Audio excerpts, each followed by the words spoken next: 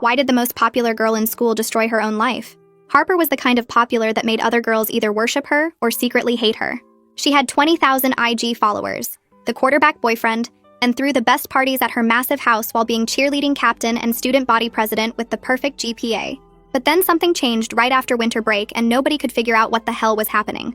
Harper showed up to school that Monday looking like she hadn't slept in days, with her hair in a messy bun and wearing sweatpants.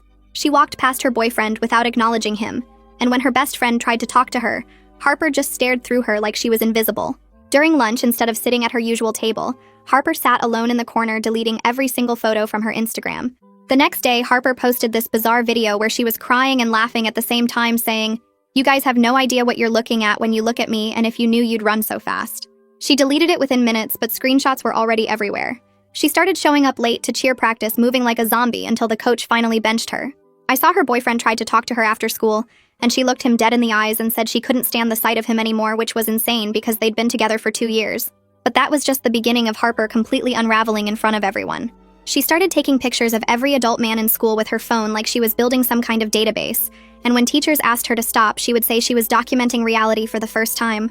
She removed every photo from her locker, including family ones, and replaced them with missing persons posters she'd printed from the internet. During chemistry class, she suddenly asked the teacher if he'd ever wondered how many dangerous people walk among us pretending to be normal, and when he told her to sit down, she just walked out. She started avoiding going home, and would sit in her car in the parking lot for hours, just watching her house from across the street like she was scared to go inside. Harper started leaving notes in the principal's mailbox every morning at 6 that said things about checking criminal databases and background records according to the secretary who opened them. She would flinch whenever adult men walked past her and started recording conversations on her phone whenever her father's name came up like she was gathering evidence.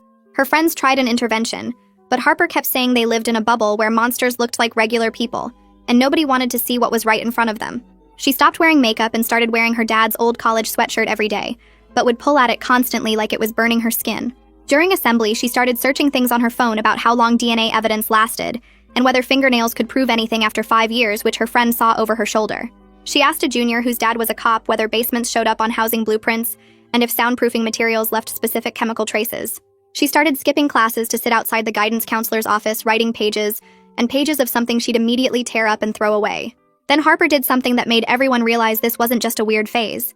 During the school assembly where she was supposed to give a speech about the fundraiser, she grabbed the microphone and started talking about how everyone was living in a fantasy and that she'd discovered something that changed everything, and she couldn't pretend anymore. Security escorted her off stage and she didn't come back for 3 days. When Harper returned, she was like a ghost, avoiding everyone, including her own reflection. She spent every free period in the library researching criminal psychology and basement